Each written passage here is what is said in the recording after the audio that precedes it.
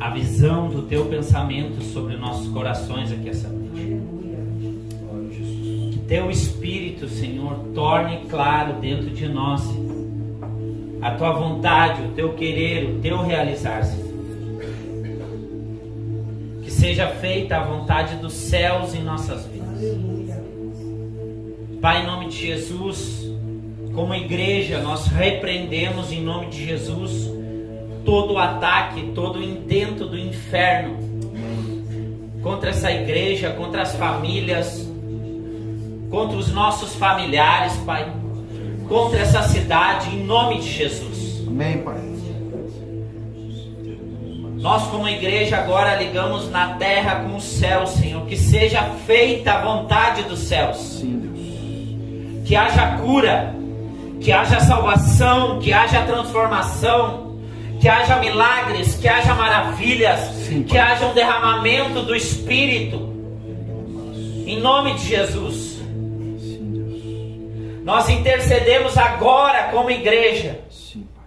te pedindo, Pai, que seja feita, Senhor, a Tua vontade, Senhor, sobre os corações.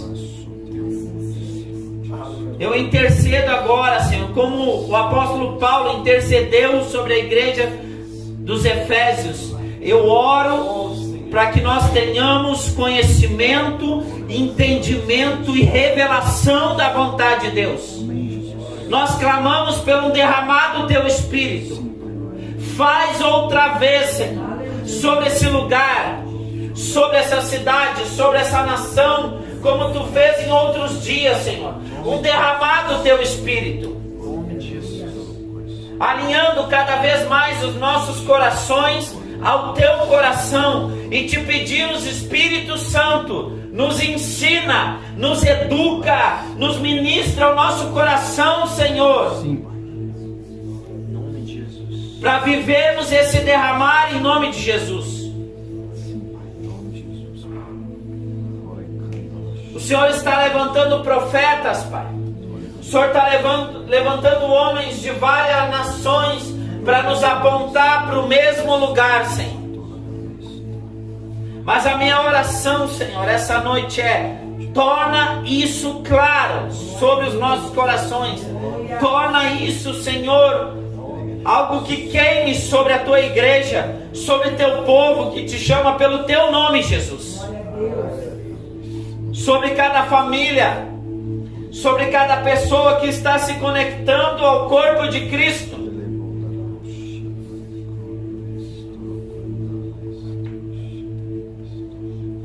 Nós oramos agora, Senhor, para que toda ação maligna, Senhor, que trabalha na área da incredulidade, seja quebrada agora em nome de Jesus. Que haja fogo nos corações, que haja essa noite um derramar do Teu Espírito, um derramar de encorajamento, um derramar de impulsionamento para aquilo que o Senhor está desenvolvendo sobre a Tua igreja para esses dias. Em nome do Senhor Jesus.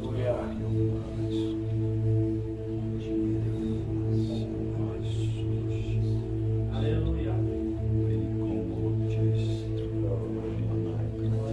Senhor, a Tua palavra fala que o príncipe desse mundo cegou o entendimento de muitos, para que não enxergue a glória de Deus. Mas nós cremos na Tua palavra que somente o Teu Espírito tem o poder de convencer o homem do pecado, do juízo e da justiça. Do pecado de não crer em Ti, do juízo da condenação eterna e da justiça da cruz do Calvário. Então tudo aquilo que ainda há barreiras de incredulidade, Senhor, nós oramos para que o Teu Espírito, Pai, abra um entendimento para que nós enxergamos a glória de Deus, e nós clamamos isso essa noite. Glória a Deus. Aleluia. Em nome do Senhor. Glória a Deus.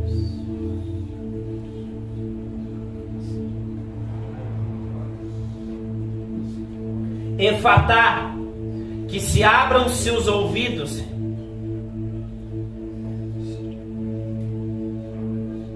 O Espírito de Deus vai começar a ministrar ao teu coração algumas coisas agora.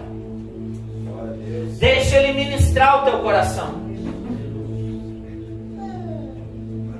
Alguns lugares que Ele vai te levar como sacrifício vivo, para que você acesse aquilo que o Senhor deseja operar em tua vida e através da tua vida.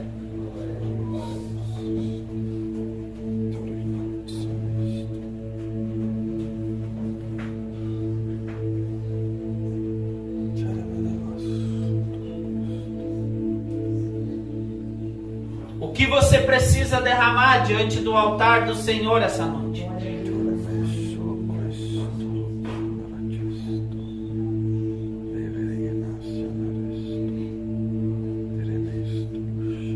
Qual é a visão do Senhor sobre a tua vida? Qual é a visão da igreja que o Senhor está te conectando? E como você vai desenvolver o chamado vocacional do Senhor?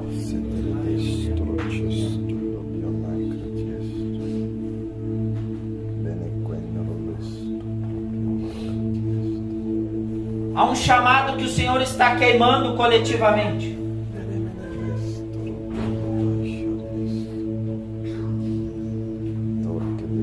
Mas antes desse chamado ser despertado sobre a tua vida, o Senhor está te chamando para entregar toda a sua vida diante do altar do Senhor.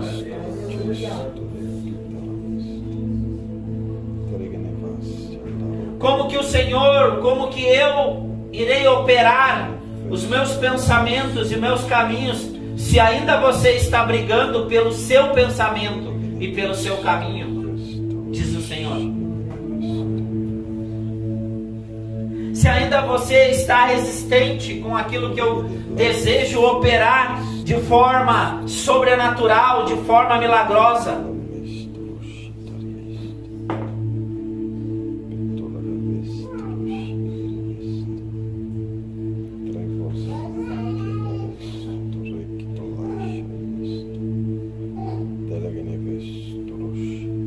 libere seu coração aqui essa noite.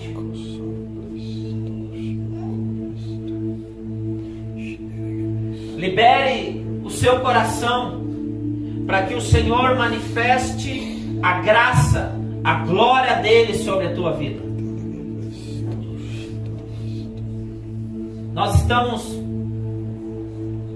Estou praticamente 3 semanas seguidas numa imersão muito profunda. E nessas 3 semanas eu observei algo muito interessante que o Senhor vem falando num contexto geral sobre a sua igreja.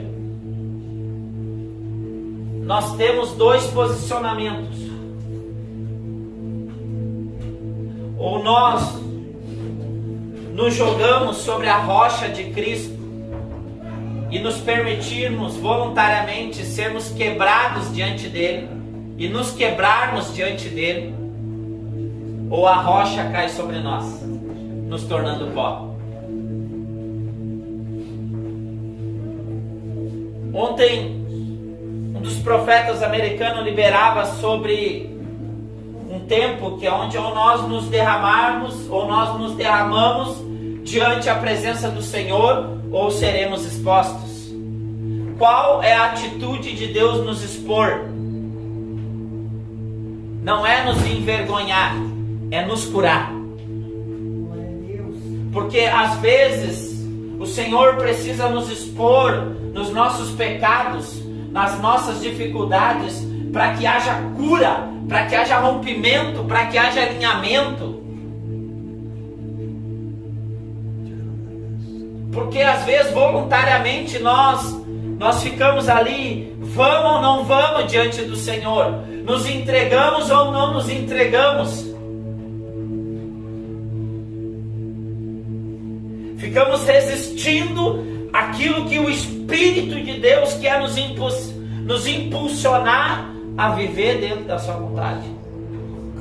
Então, às vezes, o Senhor precisa permitir. Isso se chama a vontade permissiva de Deus. Ele permite com que aconteça para que nós sejamos expostos e curados. Porque Ele não deseja com que nós andamos uma vida inteira aprisionados no pecado, aprisionados em mentiras, em enganos e numa falsa vida que Deus não tem para nós. Amém? Pode se sentar.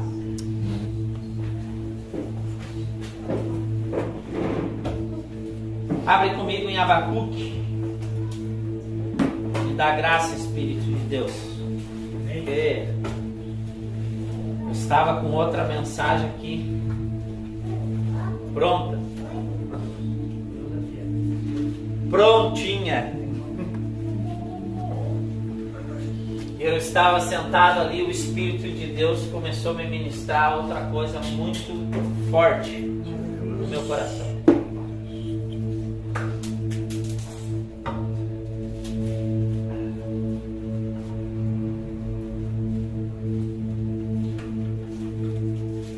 Abacuque, abre comigo 1, nós vamos ler do 1 ao 4 e depois nós vamos ler o capítulo 2, do versículo 2 ao 4. Amém?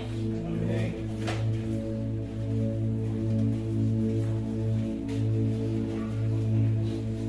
Diz assim a palavra do Senhor, oráculo revelado ao profeta Abacuque, nome babilônico que significa abraçar o entendimento.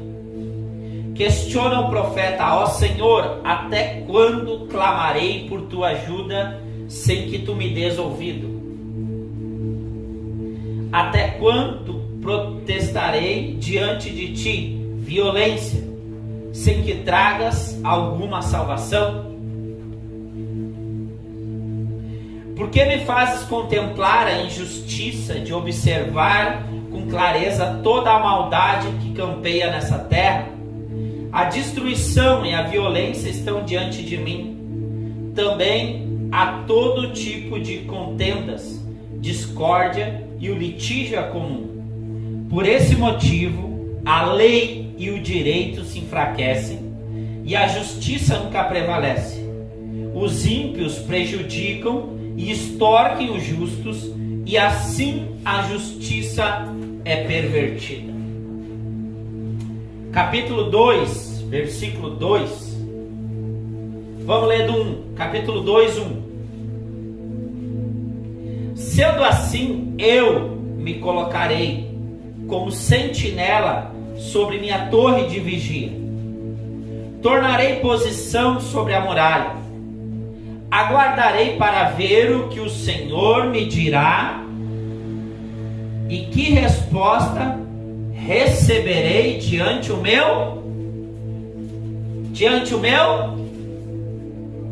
questionamento. Então Yahvé, o Senhor, me respondeu e ordenou: escreve a visão com toda a clareza possível em grandes tábuas, para que até o mensageiro que passa correndo a leia. Porquanto esta visão se cumprirá num tempo determinado, no futuro, e uma visão que fala do fim e não falhará. Ainda que demore, aguarde confiante, porque ela certamente virá e não retardará. Escreve, pois: eis que o ímpio está cada vez mais arrogante, suas vontades não visam o bem, mas o justo viverá pela fidelidade. Ou em algumas tradições, pela fé. Mas no Antigo Testamento você não vai ver a palavra fé, você vai ver a palavra fidelidade. Amém? Vamos lá.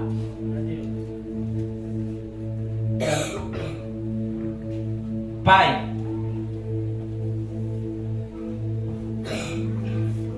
eu peço total direção do Teu Espírito essa noite. Senhor, o Teu pensamento é muito maior que o nosso, Senhor. O Os teus caminhos são mais elevados que os nossos.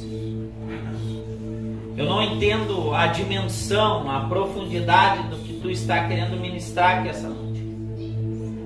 Mas eu quero me submeter ao teu Espírito aqui, Senhor. Eu me submeto aqui, Senhor. Então eu te peço, Senhor, nos educa aqui essa noite. Ministra ardentemente o nosso coração. Quebre, Senhor, fortalezas que se levantam contra o teu conhecimento. Senhor, nós repreendemos toda e qualquer mentira e engano pela autoridade de Jesus, e nós oramos agora, haja luz. Que a tua palavra, o teu Espírito ilumine os corações aqui, ilumine os nossos corações, Senhor, como igreja, em nome de Jesus. Amém?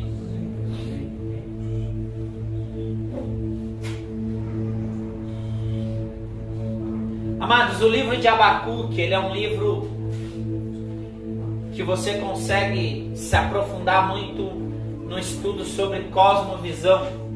Por quê? Porque ele começa o primeiro capítulo desse livro questionando a Deus,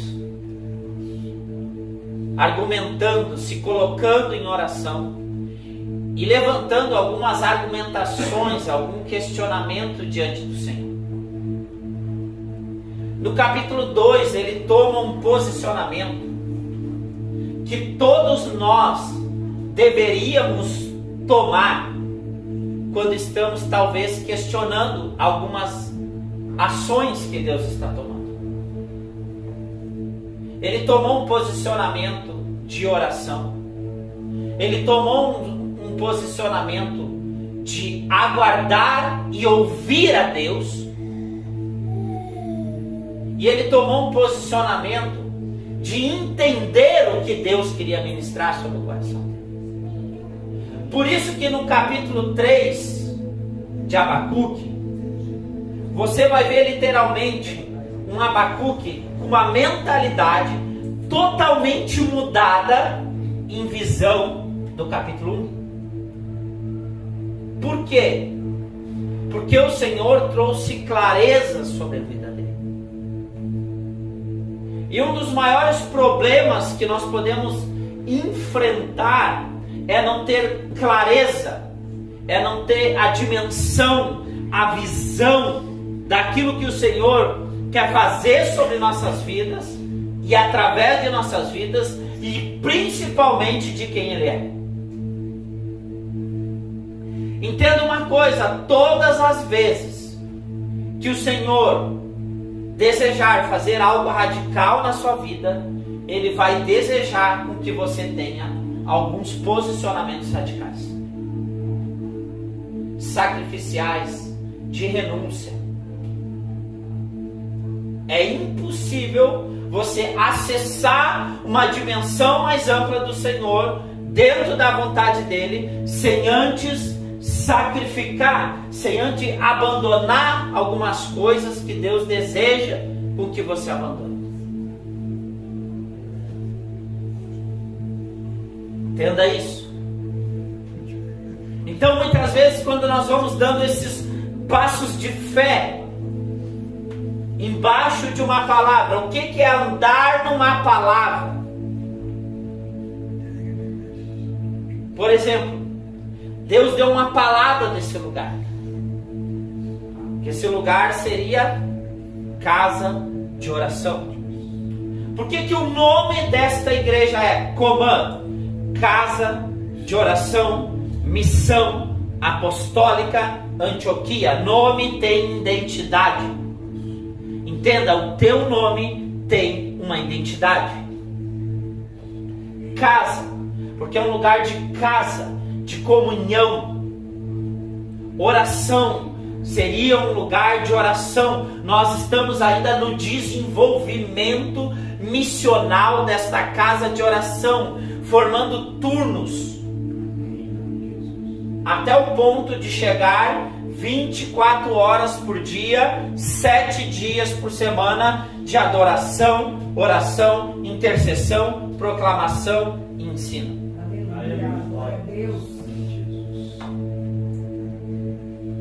Missão. Esta igreja carrega uma missão, ela é conectada com a missão ao todo, uma missão global, uma missão universal, uma missão que se conecta com igrejas de vários lugares, de várias nações, com outros irmãos, cumprindo o que? O ID da pregação do Evangelho a toda criatura. Por isso que no nosso coração existe um anseio sobre o nosso coração de preparar, discipular e enviar pessoas para a pregação do Evangelho a toda criatura.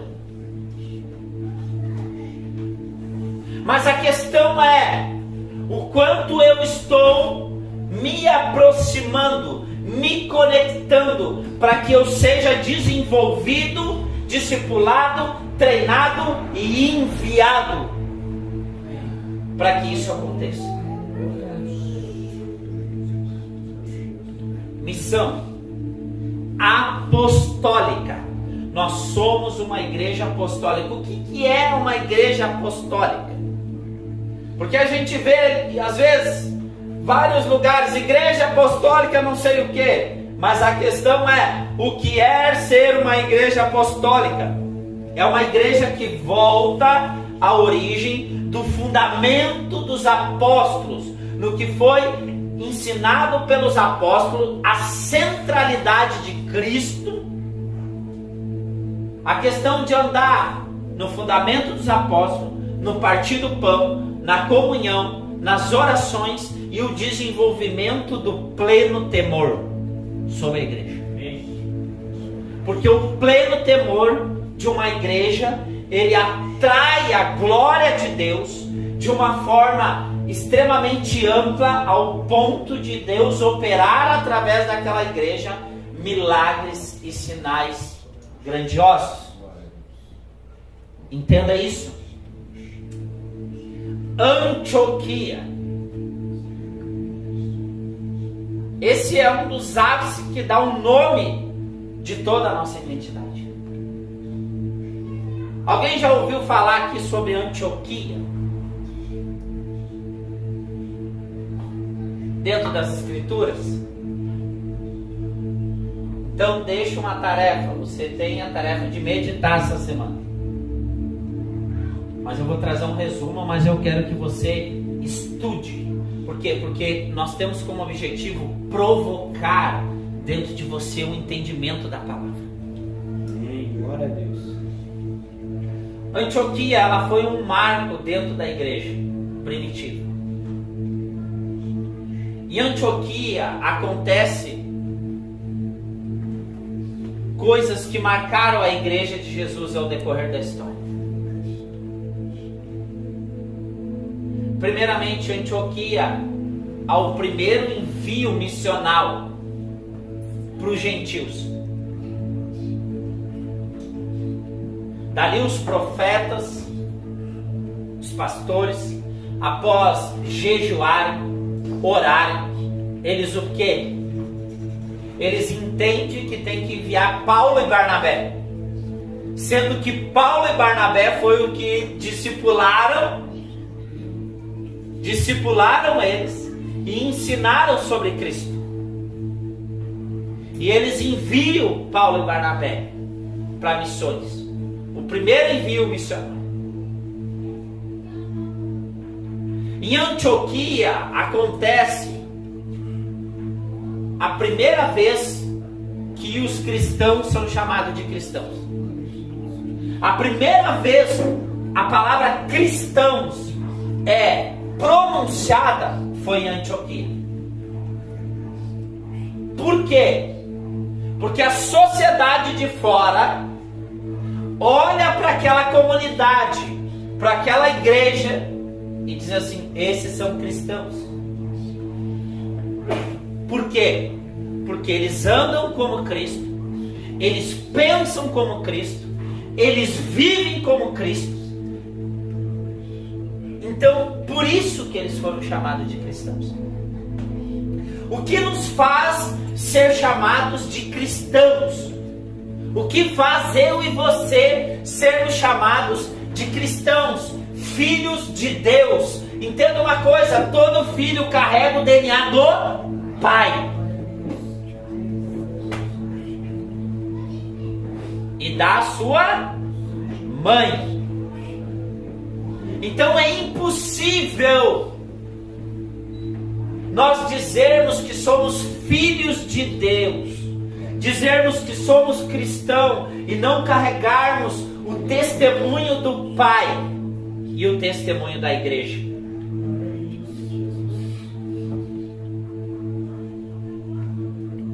É impossível, porque a nossa própria conduta, o nosso caráter vai testemunhar esse lugar, tornando a visão cristocêntrica legível para quem até correndo passo entenda, cara, essa pessoa é um cristão genuíno. Eu não digo que nós não teremos as nossas falhas, os nossos defeitos. Nós estamos em processos de aperfeiçoamento. Mas o que tem que ser visto em nós é andar nesse aperfeiçoamento. Você vê naquela pessoa um caráter perseverante, de constância, de constante mudança e transformação, para cada vez mais se tornar a imagem e semelhança de Cristo. Em Antioquia acontece algo inédito. Primeira vez que Paulo é chamado de Paulo. Paulo, após 14 anos, é conectado ao seu propósito. E a partir dali, ele foi conectado com Barnabé. Como foi liberado, entenda uma coisa: não tem como nós cumprirmos o nosso chamado missional, individual e missional coletivo, sem estarmos conectados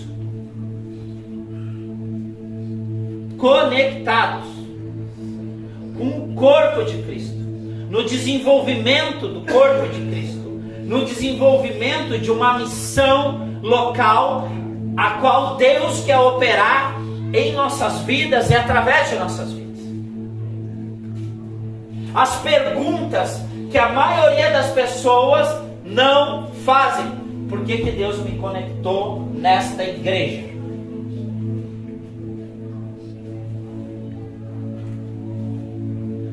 Por que Deus me conectou com a minha família?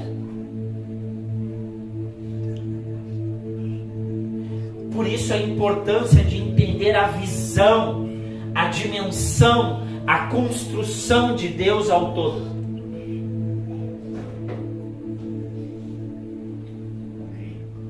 Porque quando nós temos essa visão clara, posicionada sobre nossas vidas, nós nos posicionamos nesse lugar e a partir daí nós fluímos no que Deus nos chamou. Então as bênçãos nos acompanham.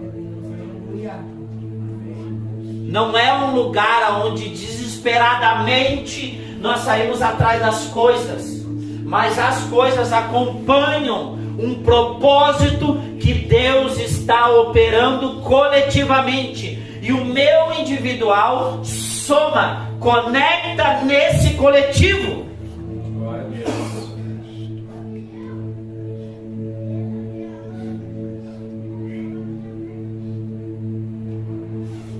Abacuque está se questionando, e às vezes as pessoas se questionam, mas não fazem as perguntas certas. Talvez elas se questionam: Senhor, por que aconteceu isso? Mas a questão é: Senhor, o que você está trabalhando dentro de mim? O que você precisa operar dentro de mim, Senhor? O que o meu entendimento humano não não está conseguindo entender, Senhor. Eu observei um cenário sobre a nação brasileira. Havia uma grande expectativa presidencial sobre a nação, e essa expectativa não foi suprida. E eu via muitas pessoas desesperadas: meu Deus isso, meu Deus aquilo. Mas a questão é, por que Deus permitiu? Deus ainda está quebrando a idolatria no Brasil. O Brasil é uma nação extremamente idólatra. Ela sempre está procurando um Deus, um falso Deus para o seu coração. Nós éramos uma nação extremamente idólatra ao futebol. Deus vem e quebra, e liberou palavras proféticas sobre isso.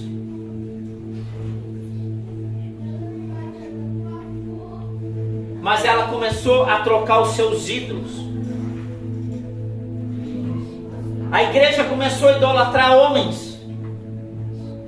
Deus permitiu esses homens serem expostos, porque já estavam tomados pelo pecado.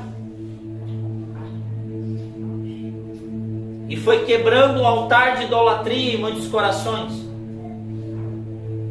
O Senhor permitiu a quebra de idolatria a placas de igreja. O Senhor permitiu a quebra da idolatria política. Entenda uma coisa: nenhum político é o nosso Messias. O Senhor Jesus é o nosso único e suficiente Salvador. Sim, nós temos que votar, nós temos que fazer o que é correto, tentar trazer o melhor político sobre a nação, tentar trazer o mais bíblico possível, mas não idolatrar. Há palavras, entenda uma coisa, você só vai entender a dimensão a todo. Deixa eu te fazer uma pergunta. O que Deus está prometendo sobre a América Latina?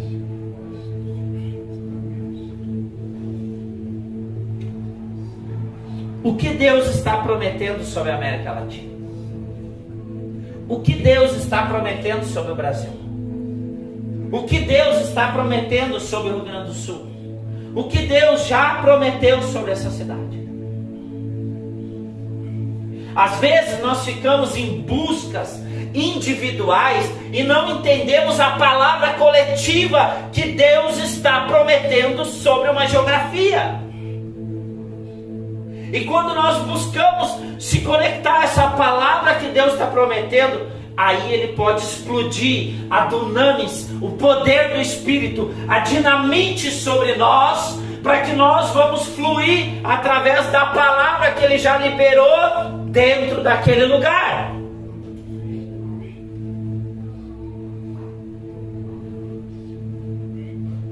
Às vezes nós queremos mudança, transformação, mas a questão é: Senhor, por que acontece isso no meu casamento? Senhor, por que acontece isso na minha finança? Senhor, por que acontece isso na minha família? A questão é: Senhor, quais os princípios eu não estou executando? O que eu não me amoldei para dentro do meu lar ainda, para que haja uma transformação? Porque não adianta nós questionarmos a Deus se nós não mudamos a atitude, se nós não nos posicionamos. Que mudança vamos ter se nós não nos posicionamos radicalmente naquilo que Deus está falando? Entenda uma coisa: o que Deus fala, Ele quer fazer. A palavra de Deus sempre gera expectativa, esperança, fé dentro de nós. Eu olhava um pastor Olavo, de igrejinha. Ele estava dizendo assim: nós oramos e nos planejamos há quase 50 anos para vivermos isso. E esse tem sido um problema seríssimo Porque a gente quer as coisas assim, ó, rápido demais. Entenda uma coisa, tem coisas que tem processos. E se nós não passarmos o processo de forma correta, fundamentada, baseada na palavra, lá na frente, dá um estouro e coloca tudo abaixo e você volta para o início de um ciclo que você já deveria estar vencendo.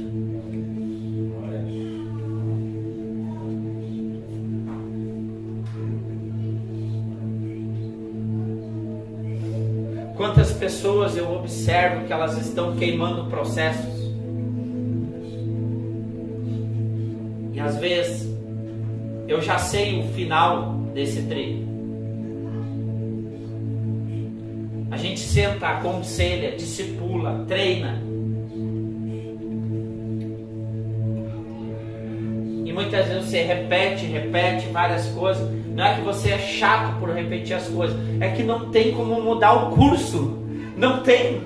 Entenda, o processo eu tenho que passar. E é moldado a palavra. Mas ao final daquele processo, sempre, se eu permanecer firme e fiel a Deus, sempre haverá milagres extraordinários. Muito mais daquilo que nós pensamos, muito mais daquilo que nós imaginamos. Entenda isso.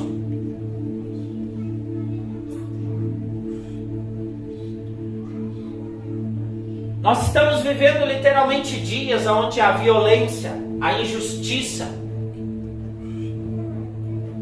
tem imperado de forma pesada. E muitas vezes as pessoas se questionam: meu Deus, olha como está essa nação, olha como está essa cidade. Ou as pessoas até se questionam: meu Deus, olha como está a igreja. Mas a questão é: quem se levantará com uma visão clara para mudar uma geografia, para mudar um ambiente? Quem se levantará? Quem parará e clamará diante de Deus? E se posicionará para ouvir a Deus, para trazer mudança?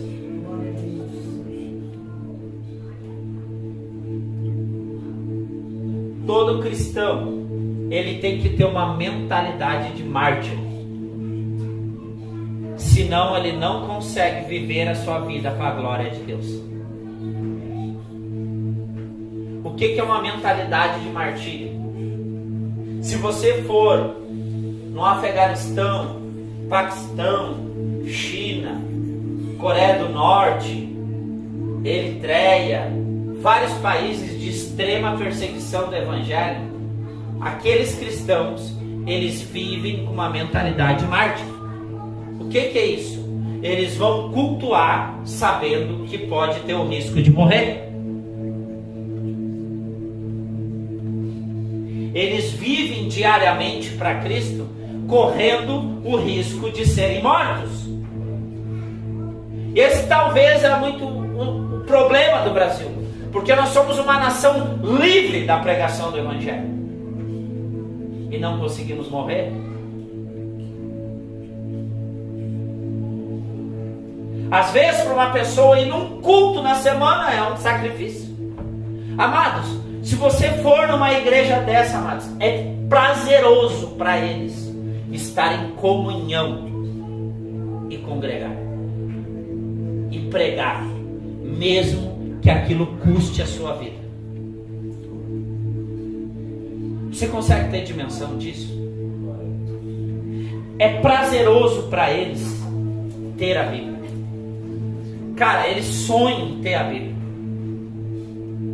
Você já viu um vídeo de Bíblia chegando, se eu não me engano, acho que na Coreia do Norte, da China, e eles desesperados pegando aquela Bíblia? Quantas Bíblias você tem na sua casa? E talvez você não lê. Entenda uma coisa: ser livre não significa ser libertino. não significa ser desleixado.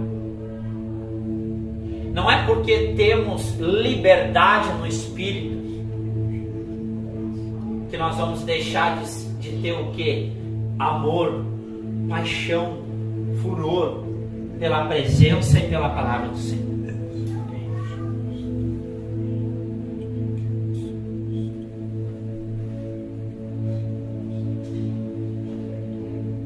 O Senhor está prometendo um avivamento sobre o Brasil. Glória a Deus. O Senhor está prometendo um avivamento sobre a América Latina. E Ele quer fazer. E Ele quer conectar a tua família a esse avivamento. Ele quer conectar a tua casa, a tua geração futura. Entenda uma coisa, você pode abrir um portal da glória de Deus, aonde até os teus netos e tataranetos, se até lá Jesus não voltar, vão acessar esse lugar. Deixa eu te fazer uma pergunta. Deixa eu provocar dentro de você uma visão aqui essa noite.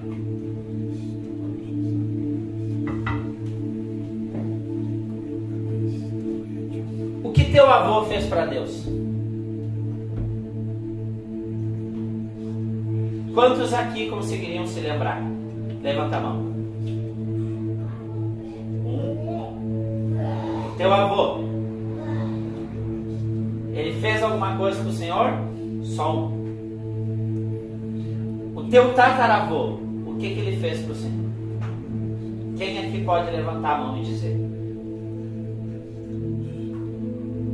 Você entendeu o quanto nós estamos desconectados de geração? Você consegue entender a seriedade disso?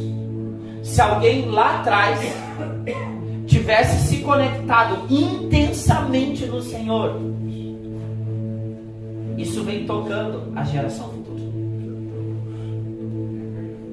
O Misael lembra do avô dele. Os pais dele são cristãos, ele se tornou cristão. Ele vai encaminhar os seus filhos a se tornar cristãos. Mas a questão é, o que nós podemos marcar lá na frente para que os nossos filhos, os nossos netos, os nossos tataranetos olhem para trás. Eu posso dizer que a minha avó, Almerinda, foi uma mulher que conectou a família ao chamado de Deus. Depois veio minha mãe, eu dando continuidade, terceira geração. A partir de mim, a minha geração futura. Mas eu quero que meus netos, os meus tataranetos tenham a mesma memória que eu tenho sobre a minha avó. Que aos 14 anos de idade me levava na igreja quadrangular. Eu me lembro os hinos, eu me lembro da escolinha. Aquilo foi marcando a minha vida. Aos 14 anos eu tive um chamado de Deus, mas eu não tive alguém que me discipulasse mais a fundo. Por isso a importância de haver um mergulho, para que quando os jovens têm já um chamado incendiado no seu coração, tem alguém que dê destino. Tem que alguém que aponte o destino desde cedo.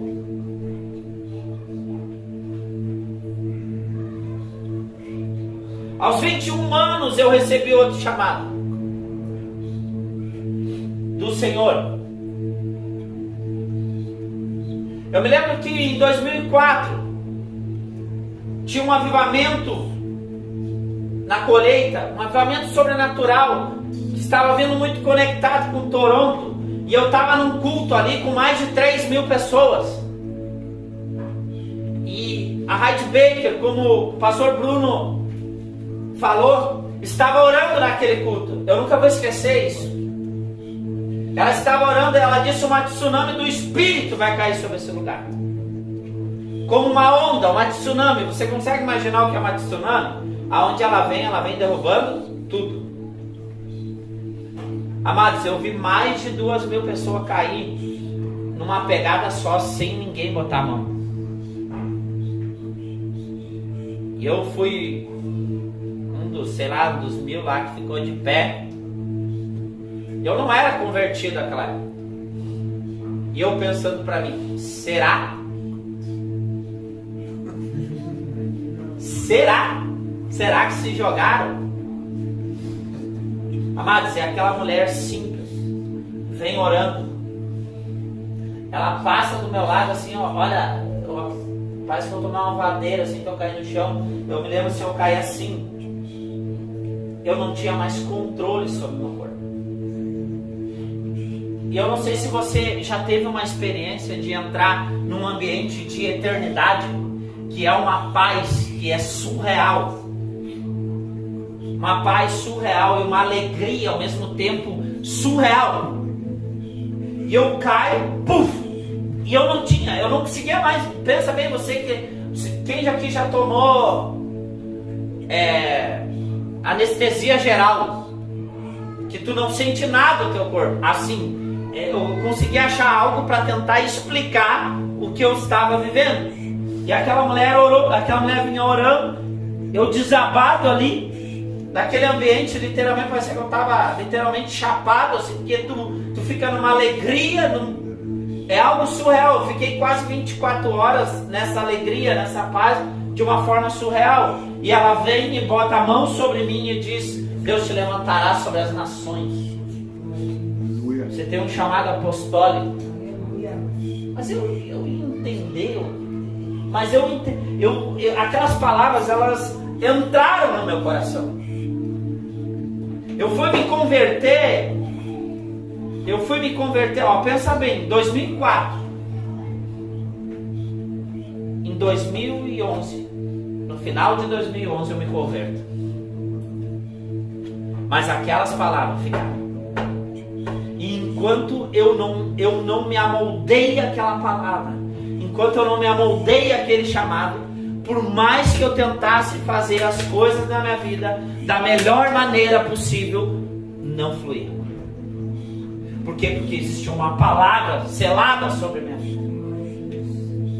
Eu me lembro que na minha época tinha um Orkut, e no Orkut tinha uma música, tu podia botar uma música. E a música do meu Orkut era: eu tenho um chamado do Evangelho a anunciar. Eu fui escolhido no ventre da minha mãe. E aquilo, pensa bem, só que se tu olhasse meu Orkut, era uma depravação. Mas a música estava lá. Por quê? Porque aquilo estava dentro do meu coração. Aquilo estava. O que Deus já botou dentro do teu coração? Glória a Deus. Aleluia. O que Ele já falou sobre a tua vida? O que Ele já falou sobre a tua casa? Amados, entenda uma coisa. Você está vendo hoje uma casa pequena. Você está vendo aqui, de repente, aos seus olhos, poucas pessoas. Você está vendo, de repente, uma estrutura simples. Mas eu te digo uma coisa: Deus está transicionando esse lugar. Aleluia. Glória a Deus. Glória a Deus, Jesus. Entenda uma coisa: nações pisarão. Amém, Jesus. Nessa igreja. Amém. Nações, muitas nações. Glória a Deus. Muitas pessoas de muitos estados. Amém, Pai. A questão é: quantos vão se posicionar para ajudar, dar auxílio para todas essas pessoas que morreram? Quantas pessoas vão se posicionar naquilo que elas foram chamadas? Você está entendendo o privilégio do porquê Deus está te fazendo ouvir isso e se conectar a um lugar simples, a um lugar que talvez aos olhos humanos em alguns não tenha agrado? Porque quantas pessoas entraram aqui e olharam: não tem uma parede preta, não tem uma luz, não tem isso, não tem aquilo, eu vou largar embora. Mas eu te digo uma coisa: tem palavra, tem ensino, tem comunhão, tem temor a Deus, tem busca. E nós não estamos quebrando processos para atrair pessoas. Glória a Deus. Nós estamos nos amoldando ao processo para atrair a presença, e a presença atrai o mundo. Amém, Pai. Entenda uma coisa: quando eu tive um encontro com a glória, com o amor de Deus, quando eu tive visão do que Deus queria, amados, quando eu olhei para trás, eu disse: agora eu sei porque eu passei isso. Agora eu me entendi em Cristo Jesus. Porque é impossível você ter um encontro com Cristo e não ter um encontro com você mesmo. E um encontro com o seu destino. Talvez se você está carregando problemas emocionais, enfermidades, talvez se há alguns anos você está no mesmo problema, a pergunta é: Senhor, me ajuda a mudar esse destino e entrar no teu destino, Senhor. Em nome de Jesus. Talvez se você, o dia que eu cheguei diante do altar do Senhor, no dia 28 de dezembro, 28 de dezembro de 2011, na Igreja Assembleia de Deus, Imigrante Norte, na cidade de Campo Bom, eu cheguei diante daquele altar e disse: Senhor, a partir de hoje eu não tenho mais vida, minha vida pertence a Ti. E quando eu falei aquilo, eu não falei na emoção e não falei de brincadeira. Eu disse: Senhor, até que eu tentei andar na minha força e não deu certo, não dá certo. Então eu me submeto ao Teu chamado, eu me submeto à Tua palavra, eu me submeto à Tua vontade. Amados, eu vou te dizer assim, os 6 primeiros meses, literalmente a minha vida foi um inferno. Porque aquela desconstrução, amado, e ao mesmo tempo glorioso, é contraditório que eu vou te dizer, porque quando você está se posicionando em Cristo Jesus, amado, o inferno literalmente se levanta para que você desista. Eu me lembro que dentro desse um mês, eu passei um mês que só faltaram cuspir na minha cara de tanta humilhação que eu passei. Só que aí eu saio de um cenário, né, que eu era aclamado, que eu era bajulado, que eu era isso, e entro num cenário onde só falta cuspir na minha cara. É contraditório, mas é o próprio Deus matando dentro de nós as nossas vaidades, desconstruindo o mundo e trazendo a convicção do seu chamado.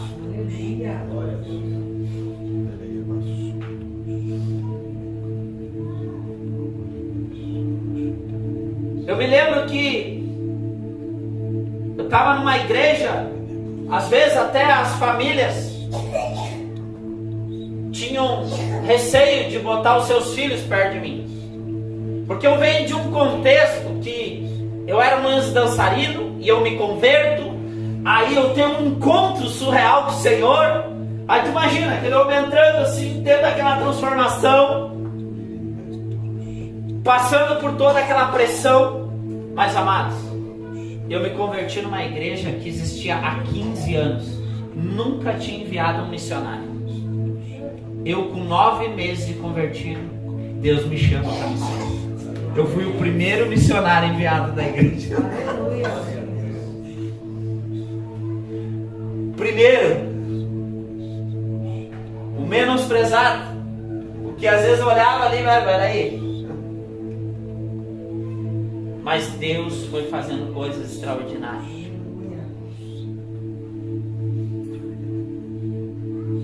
Com 1 ano e 1 mês eu estava pisando em missões. Com 1 ano e meio, com 7 meses eu estava pregando. Com 1 ano e meio eu já estava indo para o Brasil testemunhar do Evangelho. Por quê? Submissão ao chamado de Deus, entrega. Eu me lembro que nos 30 primeiros dias da minha conversão, eu já disse isso aqui algumas vezes, mas eu pegava a minha Bíblia, lia e dizia: Senhor, eu não entendo, mas abre a revelação da Tua palavra. Eu orava de manhã, eu orava meio-dia, eu orava de tardezinha e 3 horas da manhã, disse: Senhor, abre a Tua palavra no meu coração. Amados, deu quase 30 dias, Deus explodiu a revelação das Escrituras. Talvez se você não entenda, amados, Vá para um lugar intenso de oração e diga: Senhor, eu não entendo a profundidade, mas Senhor, abre no meu coração. Senhor, eu não entendo a dimensão do teu chamado, mas torna claro dentro de mim. Torna claro, Senhor. Eu quero viver para a tua vontade. Que nós possamos deixar nesses dias a preguiça de lado. Que nós possamos deixar de lado nesses dias a omissão, a procrastinação dentro daquilo que o Senhor está nos chamando. Aleluia. Glória a Deus. E eu te digo uma coisa: Deus quer provocar um avivamento. Mas o que Ele precisa? Homens e mulheres dispostos, perseverantes, continuamente na busca pela glória de Deus e pelo derramamento do Senhor.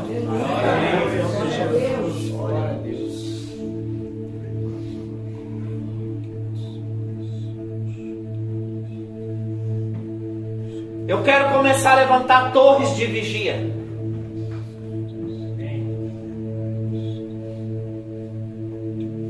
Constantemente pessoas orando pelo menos 1 hora por dia nas suas casas. Depois nós podemos organizar por aqui também, clamando: Senhor, derrama a tua glória. Pastor, eu vou me voluntariar nesse horário, nesse dia da semana. Pastor, eu vou nesse dia da semana, nesse dia, para que essa glória se derrame. Vocês querem que seus filhos provem de um avivamento sobrenatural? Amados, se existe uma expectativa no meu coração sobre isso, imagina um derramar sobre meus filhos. Ontem eu peguei minha filha Emanuela e levei até a frente, pedi para o John Marno: ora por ela. Ora por ela. Não que eu não ore, não que eu não profetize, mas nós temos que saber conectar, amados. Conectar. Por isso que nós temos que conectar uma frequência maior de jejum, de oração, de leitura da Bíblia, de clamor, para que o Senhor derrame a sua glória. E talvez aquilo que você está se matando dia após dia para que aconteça, um estralo da glória de Deus resolve. Às vezes nós estamos nos esforçando tanto para fazer algo na força do nosso braço, e o Senhor está dizendo assim: ó, se esforce para estar na minha presença. Entenda uma coisa: quando nós não temos a cultura de estar na presença de Deus, nós vamos ter que nos esforçar inicialmente. Mas quando nós tornamos aquilo uma cultura, amados, vai haver um rompimento. Vai haver um rompimento.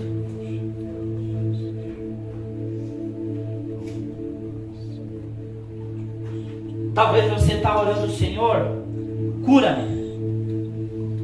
E a sua oração tem que ser: Senhor, cura-nos coletivamente. Glória a Deus. Senhor, resolve o meu problema financeiro. Sendo que a sua oração deve ser: Senhor, nos prospera para impulsionar o Evangelho a toda criatura. Senhor, sara o meu casamento. Talvez a sua oração tenha que ser: Senhor, ajuda os casais da igreja. Cura-os. Levanta vários como testemunho. Talvez a sua oração seja: Senhor, converte o coração do meu filho. Senhor, converte o coração das crianças da igreja.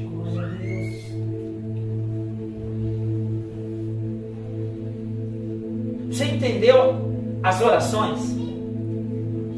Você entendeu que muitas vezes as nossas buscas ainda são extremamente individuais, sendo que elas têm que apontar para o coletivo?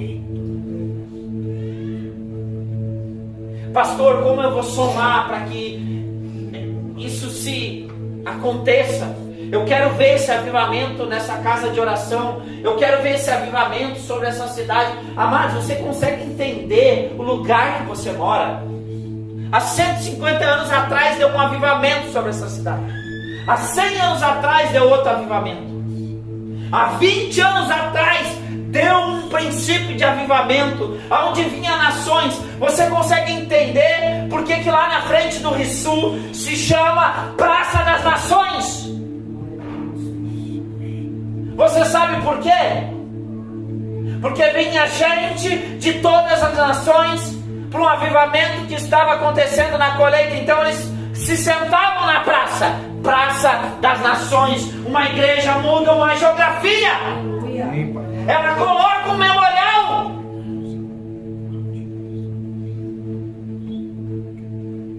Eu passava essa semana e olhava aquilo e veio assim essa clareza do Espírito. Qual é o memorial? Quando Neemias está construindo os muros de Jerusalém, tinha o nome das famílias. Cada família que participou daquele milagre, daquele avivamento sobrenatural. A gente passou pelas enchentes. O nome das nossas famílias está lá. Daqui 10 anos, daqui 20 anos, vocês vão olhar para trás e dizer assim: meu Deus, eu participei daquilo. Eu ajudei através dessa comunidade, mais de 30 mil pessoas foram. Entenda isso. Isso são memoriais. São memoriais que Deus vai construindo. E nós, como família da fé, temos que construir memoriais nessa cidade para a glória de Deus. O seu trabalho, você tem que construir um memorial para a glória de Deus. Na sua família,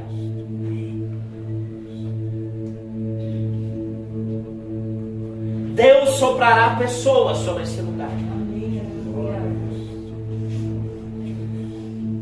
A questão é: quantos vão dizer: eis-me aqui, Senhor? Eu quero ser preparado para esse tempo.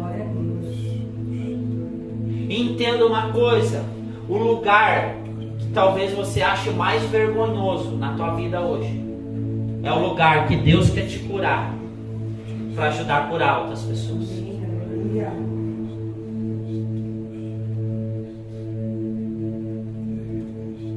Entenda isso. Se Deus quiser, ano que vem eu vou lançar um livro que foi um dos lugares de maior vergonha da minha vida, mas será um livro que vai gerar cura na vida das pessoas. Glória a Deus.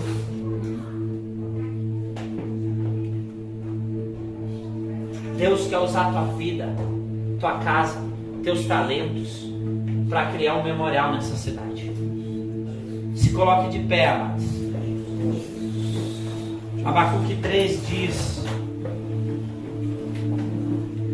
ainda que a figueira não floresça, nem haja uvas nas videiras, mesmo faltando toda a safra de olivas e as lavouras não produzam mantimento, as ovelhas sejam sequestradas do aprisco e o gado morra nos currais, eu todavia me alegrarei no Senhor. Glória a Deus. E exultarei no Deus da minha salvação. O Senhor soberano é a minha força. Ele faz os meus pés como os de servo, faz-me caminhar por lugares altos. Os lugares altos do Senhor são os seus pensamentos. Por isso que ele vai dizer: os meus pensamentos não são os seus pensamentos. Você vê um Abacuque proclamando essa palavra que gerou canções que tocam até hoje. Olha só a magnitude disso. A maior miséria que um homem pode ter na sua vida é viver para si mesmo.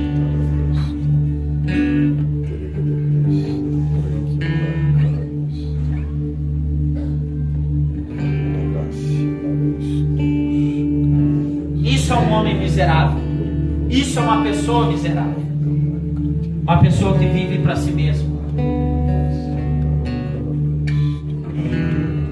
Agora, um homem e uma mulher cristocêntrica, eles vivem o caráter de Cristo. O amor incondicional, o amor sacrificial, doador. E é esse lugar que o Senhor quer nos ensinar como família da fé. Glória a Deus. E o Senhor pergunta essa noite: quantos vão se posicionar aqui essa noite? Quantos vão começar a assumir um compromisso? Quantos vão começar a orar na semana? Senhor, derrama o teu Espírito. Senhor, derrama o teu Espírito. Senhor, como que eu posso servir a missão local? Como que eu posso, Senhor, ser preparado? Se você tem dúvida, pode nos procurar. Nós queremos fortalecer essa igreja.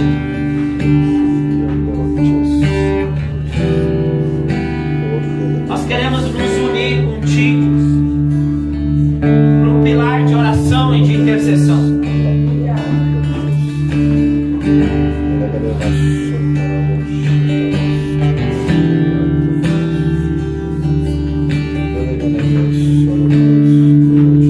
Eu quero te fazer um convite essa noite. Eu não sou muito de estar chamando as pessoas para frente, mas você que quer tomar um posicionamento radical com o Senhor, nós gostaríamos de orar por você aqui essa noite.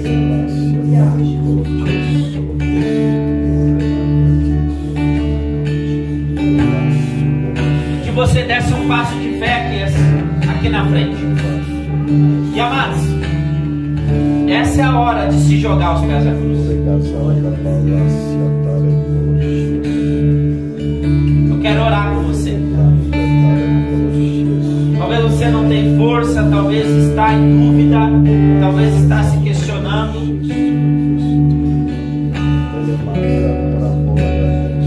Mas o Senhor quer ministrar o teu coração aqui essa noite.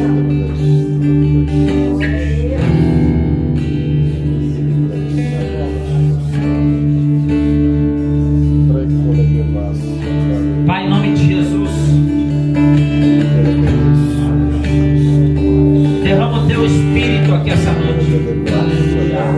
Derrama o teu Espírito aqui,